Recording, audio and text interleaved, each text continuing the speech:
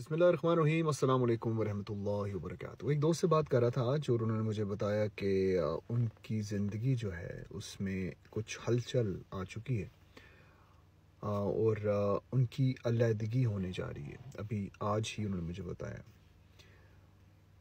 तो अभी कुछ अर्से पहले उनकी शादी हुई है, यानी कि कुछ महीने हुए हैं अभी।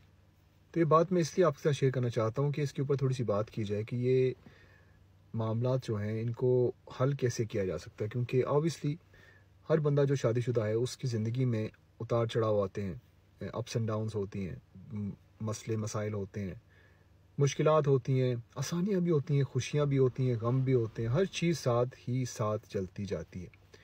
लेकिन वो कौन सी ऐसी चीज़ है जिसकी वजह से मामलात यहाँ तक पहुँचते हैं?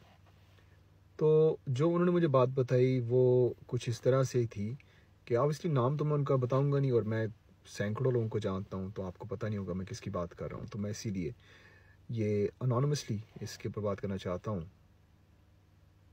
वो कहते हैं जब उनकी शादी हुई थी तो वो इतने ज़्यादा मजहबी नहीं थे, रिलीजियस नहीं थे इतने ज़्यादा, और अब वो थोड़े से मज़हब की तरफ इंक्लाइंड होना शुरू हो चुके हैं, जिसकी वजह से उनकी उनकी जो वाइफ हैं वो ज़्यादा अप्रिशिएट नहीं करती इस चीज़ को।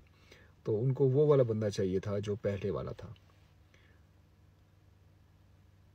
तो इसमें आप यहाँ से ही बात समझ लीजिए कि सिचुएशन बिल्कुल ऐसी है कि आपने जब शादी की तो आप ने जो कुछ भी प्रेजेंट किया, अपने आप को जैसे किया, तो अगले बंदे को वो बंदा जो था दरकार था, ठीक है। उनके उनके लिए अभी हदायत नहीं लिखी गई, उस खातून के लिए अभी हदायत का वक्त शायद नहीं आया, और आपके लिए आ गया।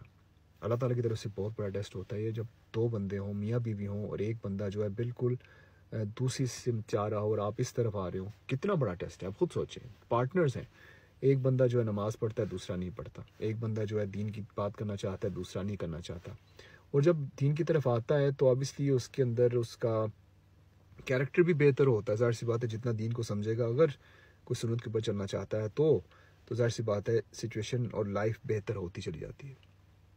अल्लाह ताला हम सब की ज़िंदगियों में आसानियाँ पैदा करे। इसके ऊपर बात करने के लिए बहुत वक्त चाहिए। मैं किसी दिन एक गेस्ट को भी लेके आऊँगा हमारे साथ इसके ऊपर बात करने के लिए। लेकिन एक छोटी सी बात यह है कि जब आपकी ज़िंदगी में ये मामलात शुरू होने लगें, आपको महसूस हो कि कुछ होने लगा है या मामलात ख़राब होने लगे हैं, अल्लाह ताला की रस्सी को थाम लीजिए, अल्लाह ताला के और करीब हो जाइए, और अल्लाह ताला से दुआ कीजिए कि आपके लिए जो बेहतर है वही हो। क्योंकि आपका खालिक जो है वो जानता है कि आपके लिए बेहतर क्या है। वो आपको इस टेस्ट से इसलिए गुजारा है कि वो जानता है कि आप इसमें से गुजर सकते हैं। इसलिए नहीं गुजारा कि आपको तोड़ने के लिए। काफ़ी लोग हैं जो कि अलहदा हो जाते हैं, फिर उससे ज़्यादा मजबूत हो जाते हैं, अल्लाह ताला के और करीब आ जाते हैं। कुछ लोग अलहदा होते हैं, अल्लाह ताला से और दूर हो जाते हैं। तो एक जो करीब आता है उसके लिए उसमें भलाई थी, जो अल्लाह से दूर हो जाता है उसके लिए अल्लाह ताला की तरफ से सज़ा थी। ये सिंपल सी बात है। अल्लाह ताला करीब जब करेगा आपको तो आपको मुश्किल से गुजारेगा, और आप अगर ठहर गए और संभल गए तो इसका मतलब है कि आप जीत गए अल्लाह ताला के इम्तिहान में। अलहदा होना कभी भी एक खुशगवार मौका नहीं रहा किसी के लिए भी, ना ही अल्लाह ताला किसी को ये वक्त दिखाए, क्योंकि ये बहुत टेंशन का वक्त होता है। मैं काफ़ियों को जानता हूँ जिनकी ज़िंदगियाँ इस वक्त अलहदगी में गुजर रही हैं, और बच्चों के ऊपर जो टेंशन गुजरती है, बच्चों की ज़िंदगी ख़राब हो जाती है, तबाह हो जाती है। एक्चुअली आप बच्चों को अपनी ज़िंदगी में ले आते हैं और उसके बाद अलहदा जब होते हैं, कुछ ऐसी वजूहत से जो कि कुछ साल बाद आपको पता चलती है कि ये वजूहत कितनी छोटी थी, इनका तो तुक ही नहीं बनता था इसके ऊपर बात करने का। तो एक छोटी सी इल्तिजा है आप सबसे कि अगर आपकी ज़िंदगी में कोई अप्स एंड डाउन्स हैं, खुदा के लिए अल्लाह ताला की रस्सी थामिए, एक दूसरे से बात कीजिए, कोशिश कीजिए कि किसी आलिम दीन को दरमियान में रख लेके आएँ। थोड़ी सी झिझक, थोड़ी सी शर्म इसी वजह से बंदे को आ जाएगी कि बंदा किसी ऐसे बंदे से बात करे जो कि दीन का नॉलेज रखता हो।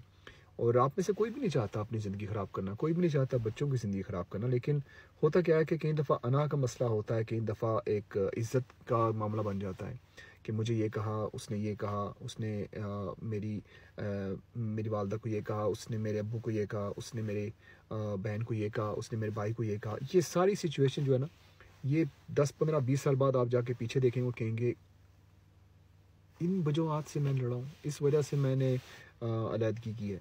तो मैं उस भाई से भी ये कहा था मैं कि अल्लाह ताला के हाँ सब कुछ छोड़ दो, जो कुछ भी अल्लाह ताला करेगा, अल्लाह ताला आसानी पैदा करेगा। अगर आपके लिए बेहतरी है तो अलहदगी आपके लिए बेहतर होगी, अगर आपके लिए बेहतरी नहीं है तो अल्लाह ताला आपको ऐसे ही चलाता जाएगा। और उम्मीद है कि आपकी वाइफ जो है उनकी ज़िंदगी में भी वो चेंज आए, कि वो इस चीज़ को समझ सकें कि बेहतरी सिर्फ़ इसी में है कि अल्लाह ताला की तरफ आया जाए। ज़ाहिर सी बात है शुरू में अगर आप किसी और तरीके से प्रेजेंट हुए उनके आगे तो उनको यही एक्सपेक्टेशन होगी कि हमेशा के लिए बंदा ऐसा ही रहेगा। लेकिन आपके लिए बेहतर ये है कि आप अपने इस कैरेक्टर को चेंज ना करें, बस अपने इस कैरेक्टर में किसी ऐसे तरीके की अट्रैक्शन लेके आएँ कि वो इससे एक किस्म की अट्रैक्ट हों, उनको महसूस हो कि बेहतरी इसी में है कि बंदा जो दीन को फॉलो करना चाहता है और अच्छे तरीके से करना चाहता है वो मेरी भी रिस्पेक्ट करेगा। मैं समझता हूँ कि ये इसमें कुछ ना कुछ हर बंदे के लिए अल्लाह ताला ने सबक रखा होता है। हर बंदे का अपना टेस्ट है। अब आपकी ज़िंदगी परफेक्ट तो हो नहीं सकती, दुनिया में तो असल में नहीं हो सकती, ये जन्नत के काम है सारे, सब कुछ वहाँ पर परफेक्ट होगा। यहाँ पर टेस्ट हैं, यहाँ पर ऐसे ऐसे टेस्ट हैं कि बड़े बड़े बंदे जो हैं वो बिल्कुल बिखर जाते हैं। अल्लाह ताला हम सबको इस अज़ियत से बचाए, और अगर इस अज़ियत से आप गुज़र रहे हैं तो अल्लाह ताला आपके बच्चों को एक खूबसूरत सा मुस्तक़बिल दे, उनको इस अज़ियत से ना गुज़ारे कि उनकी ज़िंदगी ऐसी हो, क्योंकि सैडली सिचुएशन ऐसी बन जाती है बंदे की ज़िंदगी में। अपना ख्याल रखिएगा। अल्लाह हाफ़िज़।